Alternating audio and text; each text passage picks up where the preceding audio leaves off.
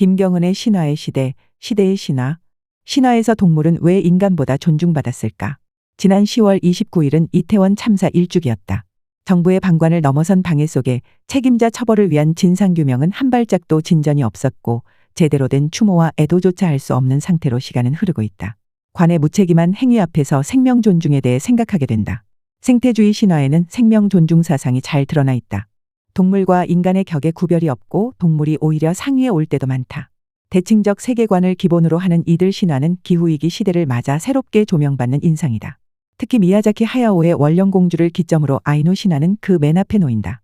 그런데 이런 생태주의 신화를 보다 보면 당황스러울 정도로 생명에 대해 무자비한 경우도 있다. 아이누 신화에서 올빼미 신이 부르는 노래 콩쿠아를 보자. 기근이 들자 세상을 관장하는 올빼미 신은 하늘나라로 파견할 사자를 물색한다. 첫 번째로 젊은 까마귀가 나서지만 사자로 낙점받지 못했다. 올빼미 신의 얘기를 듣다가 사흘째 들어 졸아버린 것이다. 신은 화가 치민 나머지 젊은 까마귀의 깃털이란 깃털은 죄다 뽑아 죽였다.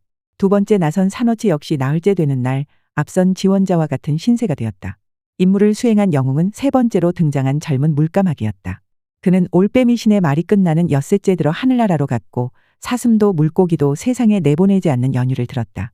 신들의 화를 달랠 방법은 사슴이나 물고기를 잡을 때 예의를 다하는 것이었다. 여태껏은 필요한 부위만 취하고 남은 머리를 아무렇게나 방치해 생명을 함부로 대하고 있었다. 물까마귀와 단판한 신들은 인간들 꿈에 나타났고 이후 인간들은 의뢰용으로 잘 다듬은 나무막대기인 이나오를 사용해 물고기를 잡았다. 늙은 신 올빼미는 한층 기품을 갖추고 돌아온 물까마귀를 보자 자리를 물려주고 하늘나라로 돌아갔다. 콩쿠아에서 생명을 소중하게 다루라고 계시하는 것도 신들이고 젊은 까마귀의 산어치까지 잔인하게 죽이는 것도 신이었다. 자경미달인이 돌려보내면 될 일을 굳이 털까지 뽑아가며 죽여야 했을까? 그러나 신들에게는 감히 범접할 수 없는 권위가 있었고 이를 어길 경우 어떠한 처벌도 받아야 하는 것이 규율이고 자연의 섭리였다. 기근을 단판 짓겠다고 자발적으로 손들고 나선 이들이 막중한 임무를 앞두고 고작 사나흘을 못 견뎌서는 곤란했다. 루이스 세풀베다의 연애소설 읽는 노인에서는 이를 냉혹한 원칙에서 나오는 죽음이라고 말한다. 밀림 세계의 인간들은 죽음을 죽음 자체의 행위라고 믿었다.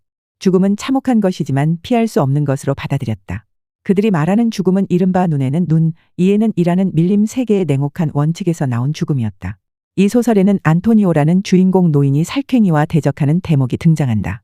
지피지기 백전백승을 실현하려면 먼저 대치 중인 적을 이해해야 했다.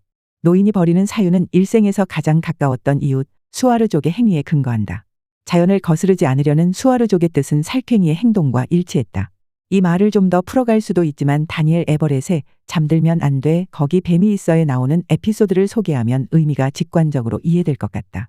잠들면 안 돼 거기 뱀이 있어의 저자 에버렛은 피다한족이 있는 아마존 깊숙이 선교사로 파견된다.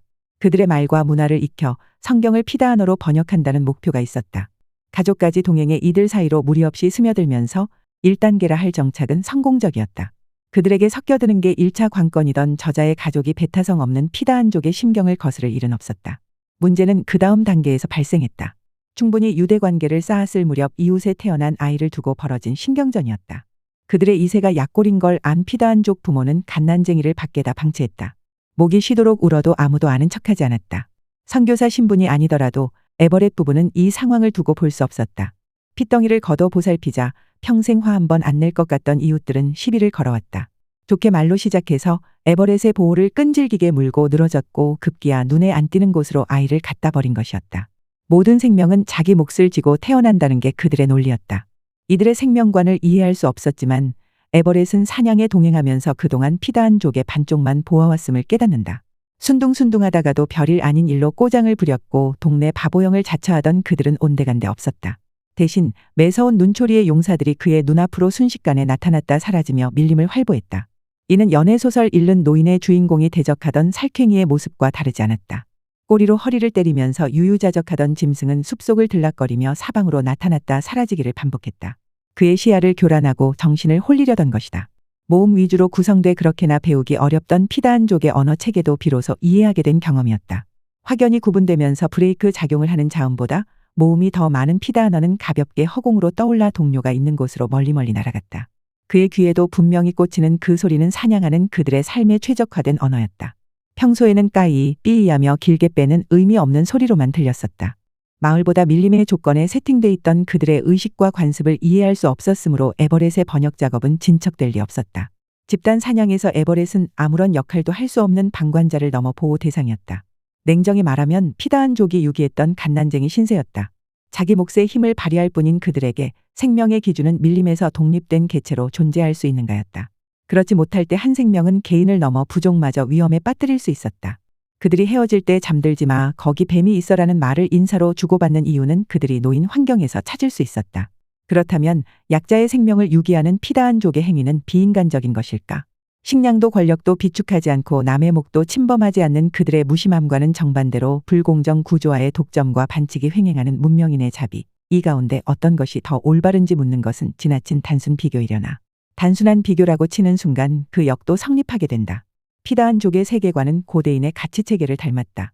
자연과 직접 마주하고 생태계에 적응하면서 자리 잡은 생명에 대한 이들의 인식을 현대적 가치관으로 바로 이해하기란 쉽지 않다.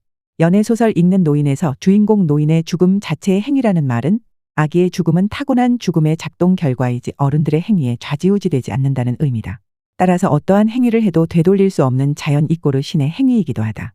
현대인에게는 이처럼 부조리한 논리는 없을 것이다. 질병 퇴치와 장수를 추구하는 현대의학의 관점에서는 더더욱 악이며 극복 대상이다. 그럼 고대인을 포함한 이들 부족의 생명 존중 방식은 어떻게 펼쳐졌을까? 연애소설 읽는 노인으로 돌아와서 수아르족에게 안토니오가 배운 생명 존중은 자신의 의지로 죽음에 맞설 기회를 주는 방식으로 실현되었으며 인간과 동물의 구분이 없었다. 물러설 수 없는 한판 싸움을 벌인 뒤에 스스로 선택한 죽음이라면 그것이 노인에게 떨어지든 살쾡이에게 떨어지든 당사자들은 받아들일 수 있었으며 대결의 긴박한 순간에도 둘은 교감하고 합의했다. 자비가 끼어들 자리는 없었다. 콩쿠아에서 인간 세상을 구하겠다고 나선 젊은 까마귀와 산어치의 부주의한 행동에는 응당 처벌이 따라야 했고 의지를 존중하는 합의된 죽음이었다. 이러한 생명관에 따르면 비명행사는 더할 나위 없이 불행한 사건이며 이태원 참사처럼 우리 사회에 끊이지 않는 인재는 생명을 존중하지 않는 데서 나온 비극이다.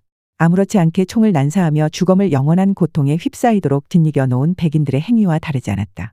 생명이 존중받지 못하는 사회에서 자비로운 생명 연장 기술만 발전하는 것은 재앙이나 다름없다.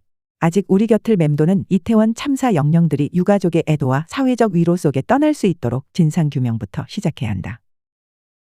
더 칼럼니스트